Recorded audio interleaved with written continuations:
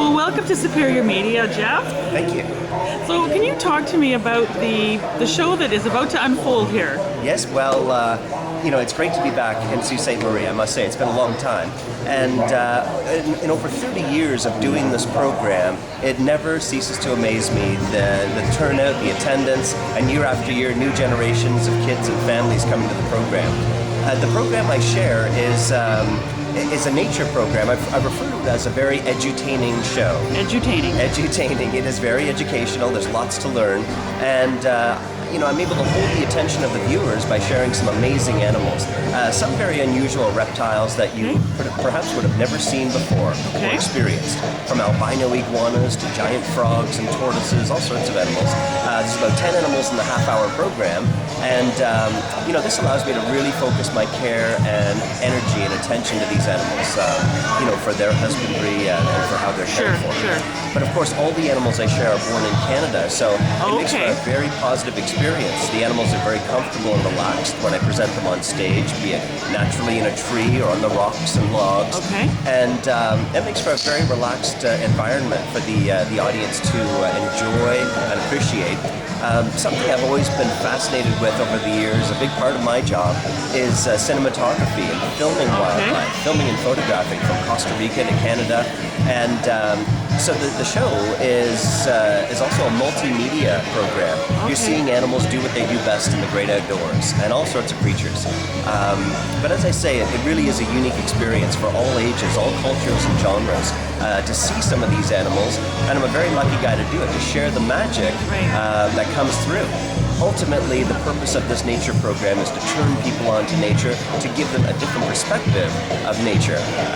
Next time you see an eagle soaring outside, you might have a whole different background of knowledge towards that animal and the benefits of these animals in their natural habitat. Right. Now, you were in the United States recently. You were in Las Vegas for a run there. How was that? It was really exciting. I've been doing this program for 30 years. Wow. And Las Vegas was fantastic.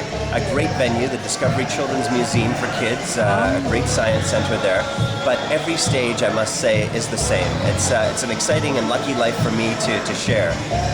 The U.S., the popularity in the U.S. now is taking off from that. So we have another U.S. tour that we're heading down to follow up with in October when the Canadian tour finishes. But very exciting.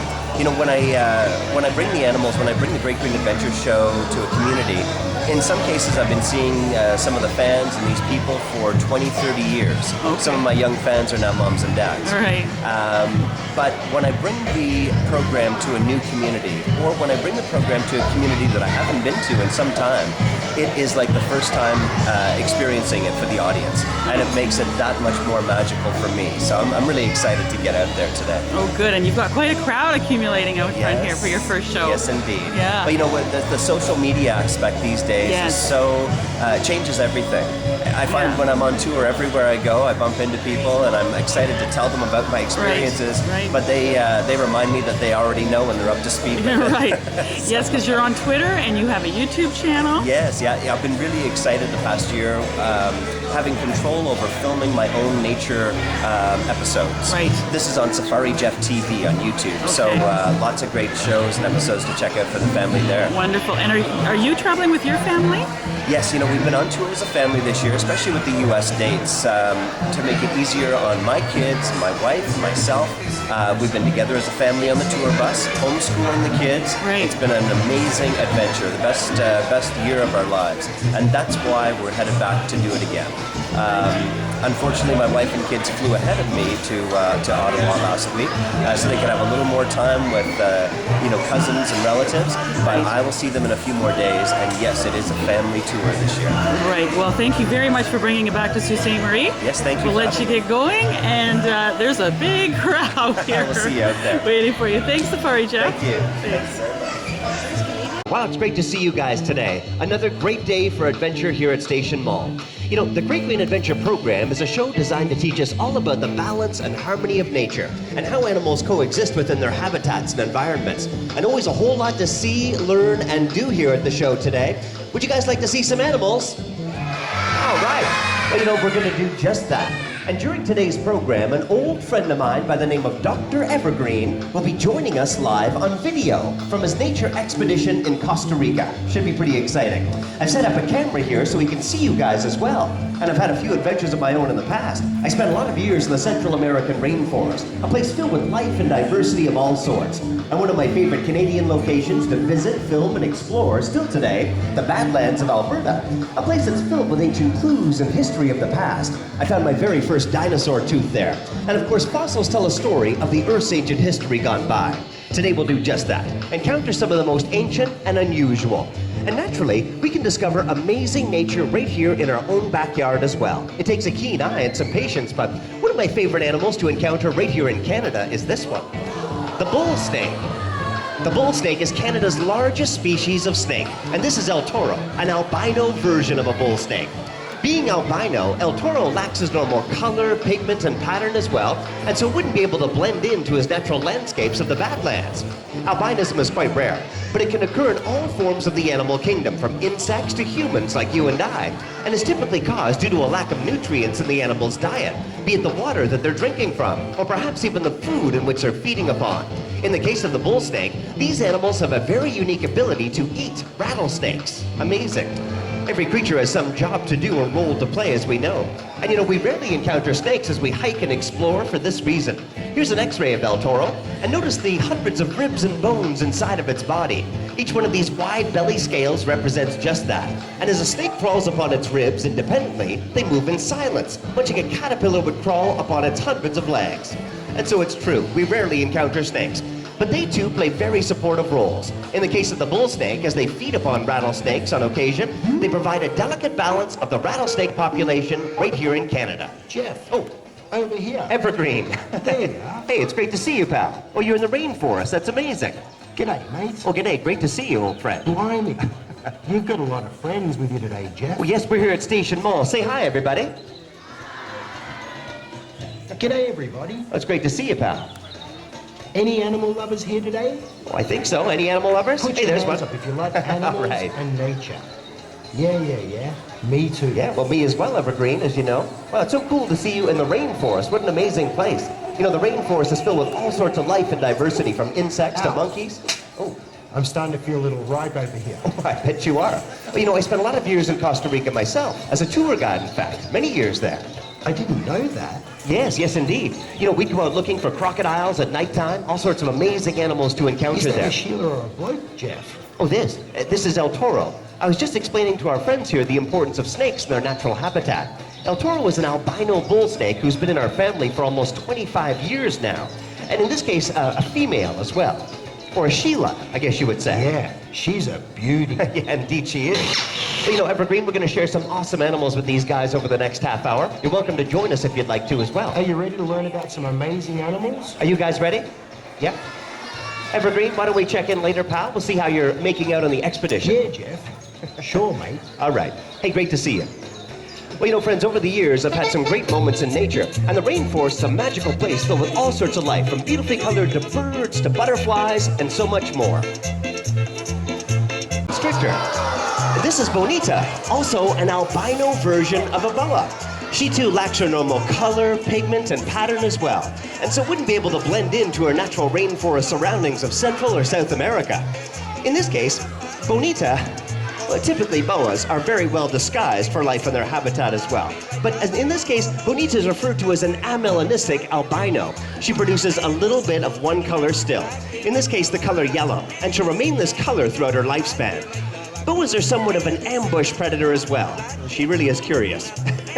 I've seen boas perched waiting patiently for a meal for days and days on end, waiting for an animal to pass them by. And as snakes like these feed upon other living creatures, they provide a delicate balance of wildlife in the surrounding region, be the animal as tiny as a cottage mouse, or in some cases, even as large as a monkey. Amazing. Well, you know, I must say, to discover an albino animal in the wild would be very rare indeed, but still quite possible, as it does occur naturally from time to time. Have a look at this amazing experience I had, discovering an albino version of a sea snake on a Costa Rican seaside shore. Take a look.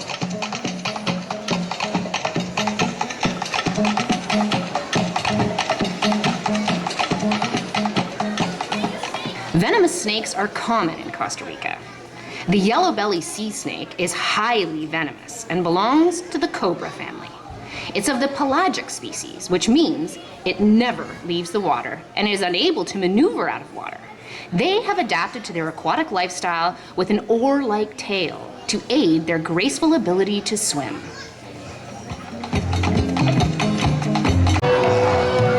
Well, you know, friends, when it comes to nocturnal animals or creatures disguised for the cover of night, the black-headed python is one of the most elusive of snakes in Australia. These creatures spend much of their life down below the Earth's surface, sometimes outliving a lifespan inside of a termite mound, rarely ever encountered. And it would appear as though its head has been dipped in black ink, very unusual. But in fact, many reptiles come equipped with these characteristics of blackish-colored markings upon their head, hands, or feet, such as the case with the rock iguana as well. It enables a creature to peer out of the rocks after a long, cool night, warming their bodies submerged below the earth and remaining out of sight and well disguised from other predators. A great advantage. And you know, snakes come along with many misunderstandings as well. One being that they have a slippery or slimy skin, and of course this is not true at all. Snakes have a very smooth, dry skin. They don't sweat like you and I. A clear layer of skin covers their eyes and body, which not only hinders their ability to see, but it gives them that slippery, wet-like shine and appearance. And they really are very smooth and dry. Well, friends, snakes have adapted to life in many landscapes as well. Some underground, like this black-headed python. Some in the water, like the sea snake we saw earlier in Costa Rica. And many have taken their lifestyle high up into the treetops. These are the arboreal types, where we journey next. Snakes have adapted to Spotlight on this incredible group of lizards known as the iguanas. Iguanas have adapted to life all over the new worlds of North and South America. There are many different varieties as well, from the desert iguana to the marine iguana, which has the ability to dive down into the ocean in order to feed. All different species are specialized for life in their habitat naturally. This is Javier, who is a Cuban rock iguana, today one of the most ancient of the lizard kingdom. He does resemble in some ways a miniature-like dinosaur of the past, doesn't he? But strangely enough, dinosaurs and lizards are not that closely related, as we'll discover later in the program. Nonetheless, iguanas still possess some amazing characteristics and abilities, like this one, the ability to communicate with each other. Take a look on screen. A simple head bobbing gesture by this male iguana might signal towards a mate or fend off other territorial males. Iguanas have mastered the art of using body language to communicate. Many lizards do, in fact. And in this case, they also possess some ancient features from many moons ago. During the Triassic phase, before the time of the dinosaur, many reptiles had the ability to fly. Some came equipped with 3 eyes as well, very unusual. Still today, we can see a remnant of that third eye as shown here. A small jewel-like scale at the top of its head is just that. The scale is opaque or semi-clear, just like a window. This allows for light to pass through.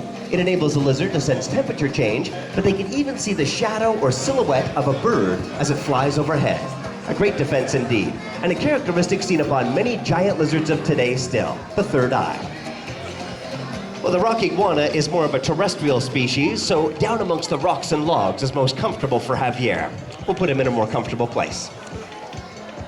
Well, friends, over the years I've had some great moments filming iguanas of all different species, and for the most part, the females, or Sheilas, as Dr. Evergreen would say, are much darker in color, as you can see here. It gives them a great sense of camouflage during their nesting season, when digging holes to lay their eggs. Well camouflaged indeed, and a great head start at survival.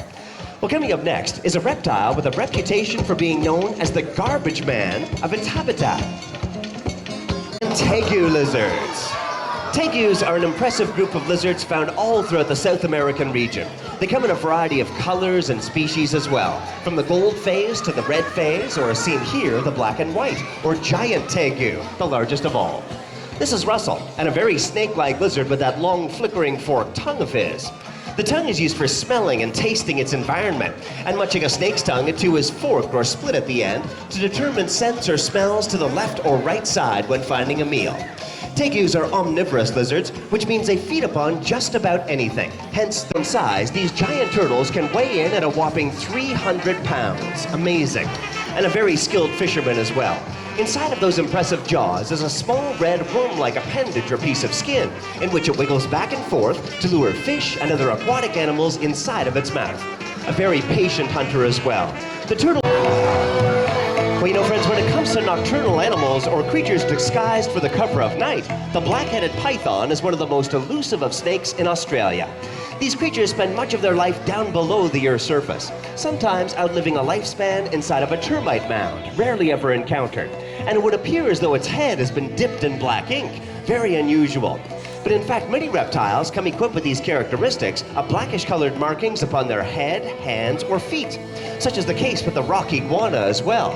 It enables a creature to peer out of the rocks after a long, cool night, warming their bodies submerged below the earth and remaining out of sight and well disguised from other predators. A great advantage. And you know, snakes come along with many misunderstandings as well. One being that they have a slippery or slimy skin, and of course this is not true at all.